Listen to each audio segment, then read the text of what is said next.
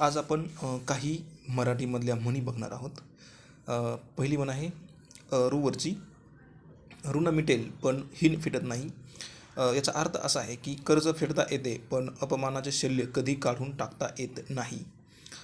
ही अशी एक व्यावहारिक अशी म्हण आहे. ऋतूत ऋतू वसंत ऋतू, सर्व ऋतूत वसंत ऋतू श्रेष्ठ आहे. जसं की आपल्याकडे 4 ऋतू आहेत. 4 ऋतूपैकी आपण असं म्हणू शकतो की सर्व ऋतूमध्ये वसंत ऋतू हा श्रेष्ठ आहे. आपण ह्या 2 म्हणींचा वाक्यात उपयोग बघूयात. ऋण मिटेल पण हिन फिटत नाही. एकेकाळी वैभवात राहणाऱ्या आप्पासाहेबांना परिस्थिती बदलल्याने कर्जबाजारी व्हावे लागले. कष्टाने त्यांनी कर्जाची परतफेड तर केली, पण कमीपणाची भावना त्यांच्या मनात राहिलीच.